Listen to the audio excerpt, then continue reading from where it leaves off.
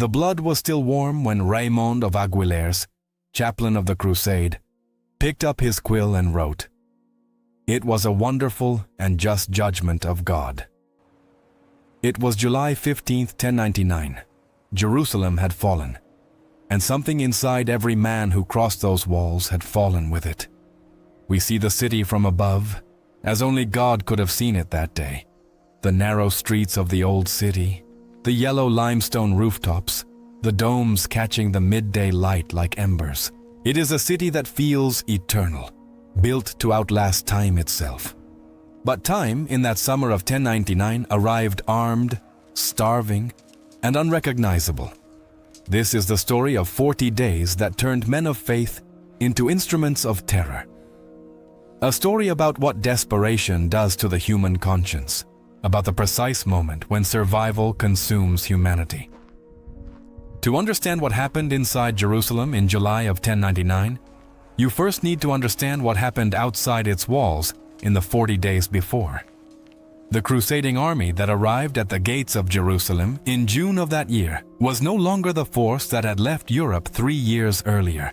In 1096, roughly 100,000 men, knights, infantry, clergymen, peasants, women and children, answered the call of Pope Urban II and set out on foot toward the Holy Land. 3 years of marching, battle, disease, and starvation had ground them down to just over 12,000 fighting men. Every one of them carried the dead like a second coat of armor.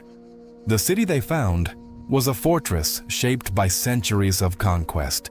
The walls of Jerusalem rose more than 50 feet at certain points, reinforced by towers that commanded every angle of approach. Inside, the Fatimid governor Iftikhar ad-Dawla had expelled all local Christians before the Crusaders arrived, a calculated move to eliminate potential collaborators, and stockpiled enough provisions to hold out through a prolonged siege. He had also poisoned or blocked every well and cistern within a full day's march around the city. That last decision would define the character of everything that followed. The Judean plateau in June is a furnace. Temperatures exceed 100 degrees during the day.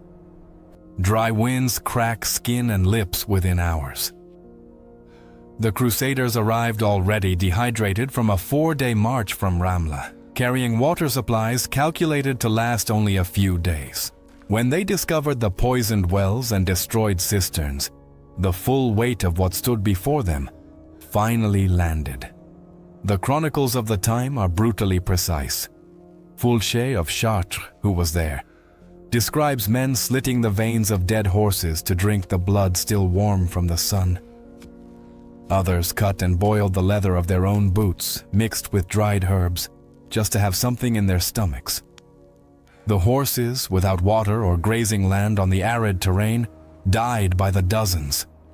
Their bodies were consumed within hours. The stench of rot mixed with dust, sweat, and the incense the priests burned in prayers that grew more desperate by the day. There were no rivers, there was no rain.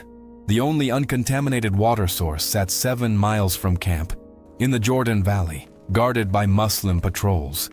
To reach it, men risked their lives. Many never came back. The camera lingers on a detail history rarely dwells on: the children. There were children in the Crusader camp, sons and daughters of peasants who had followed their parents from France, Flanders, Lorraine. Chronicles record that some died of thirst before the walls were ever breached. Their bodies were buried in silence, without ceremony, because there was no energy left for grief.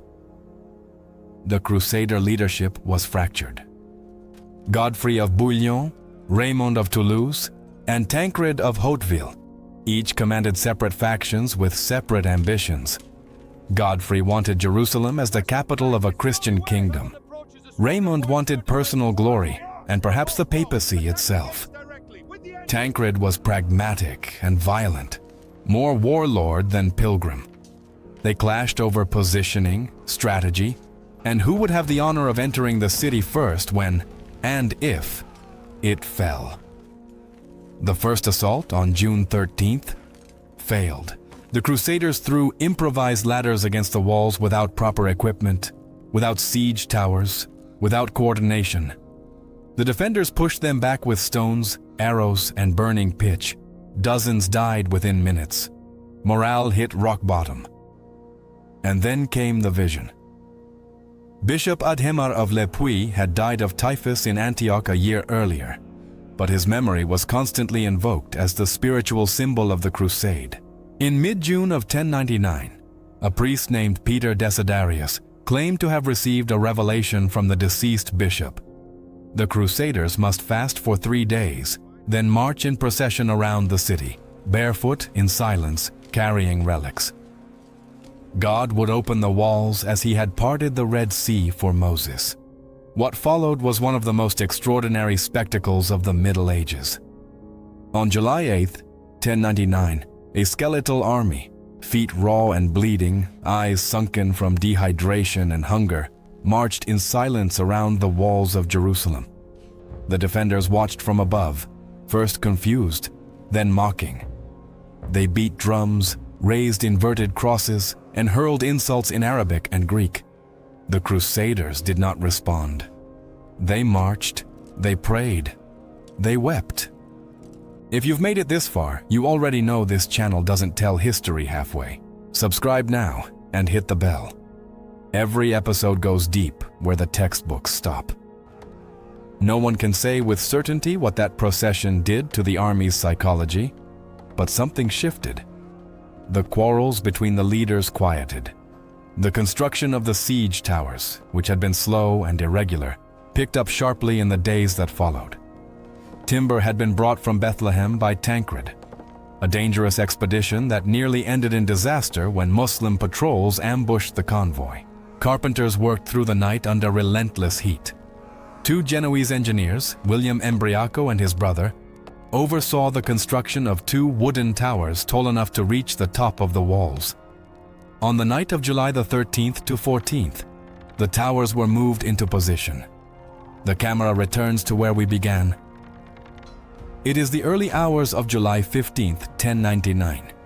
The air still holds the heat of the day before. Inside the city, Iftikhar ad-Dawla shifts his forces northward, where the Crusader pressure seems heaviest. It is a miscalculation that will cost everything.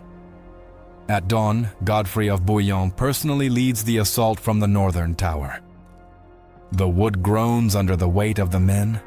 The defenders' stones fall like hail.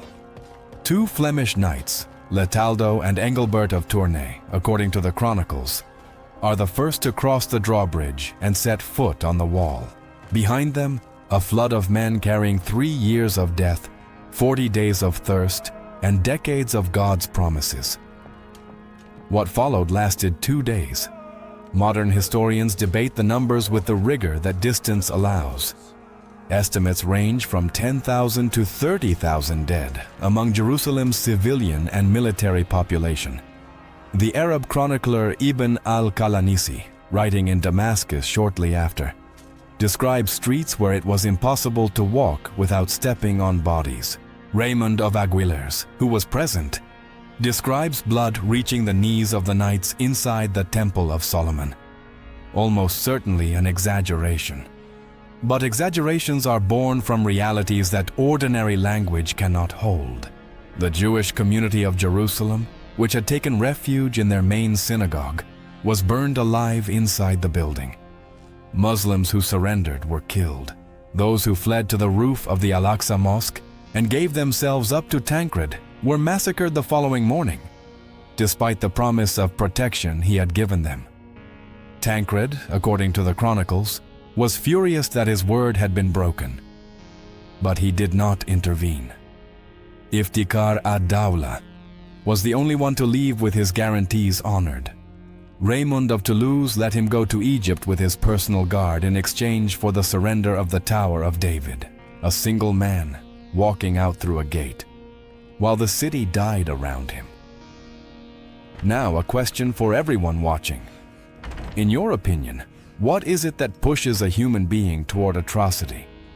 Ideology, physical desperation, or the absolute certainty of serving a cause greater than yourself? Drop your answer in the comments. I want to read what you think. Why did the violence reach those proportions? Historians offer several frameworks. Medieval laws of war held that a city which resisted a siege forfeited all right to mercy once taken, a principle the Crusaders knew and consciously invoked. There was also the accumulated exhaustion. Men who had spent 40 days between death and madness, who had lost companions, who had eaten leather and drunk blood, unleashed something in those hours that went beyond religious hatred. It was physical desperation converted into cathartic violence, and there was the sacred dimension. Many Crusaders genuinely believed they were carrying out divine will, that the blood they shed was an offering, that cruelty was holiness. This combination, doctrine, desperation, and the dehumanization of the enemy, produced something that even Christian chroniclers recorded with a mixture of exaltation and unease. They knew a line had been crossed, and they celebrated the crossing. On the afternoon of July 15th, Godfrey of Bouillon entered the Church of the Holy Sepulchre barefoot, in silence, without a crown and without a sword. He wept. He prayed. The men around him, many still covered in blood, did the same. Jerusalem had been taken, and no one would ever be the same. What the siege of 1099 tells us about human nature is not comfortable, but it is necessary.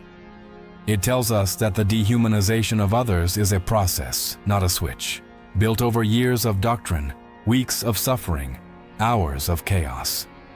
It tells us that men capable of extraordinary sacrifice are equally capable of extraordinary cruelty, and that they are often the very same men on the very same day. It tells us that faith can be both the force that holds a human being together at the edge of the unbearable, and the instrument that strips away the last moral restraints when that edge is finally crossed. 926 years later, the stones of Jerusalem are still there. The city is still contested. The blood dried long ago. But the memory of those 2 days in July remains written into the conscience of 3 religions. Like a wound history cannot close. Perhaps because the question the siege raises has never been satisfactorily answered. What does it actually take to turn a human being into something that he himself, in any other context, would recognize as monstrous? And if the answer is simply enough time, enough hunger, and enough certainty of being right, what does that say about each one of us? If this episode made you think, the like button is the simplest thing you can do to help more people find stories like this one. One click from you reaches someone who doesn't yet know they need to hear what happened in that July of 1099. This narrative combines documented historical facts with dramatized elements for storytelling purposes. All visual reconstructions were generated by artificial intelligence. Quotes from medieval chroniclers are based on verifiable historical sources, including the writings of Fulcher of Chartres, Raymond of Aguilers, and Ibn al-Qalanisi. Details involving secondary characters and implied dialogue have been dramatized based on the historical context of the period.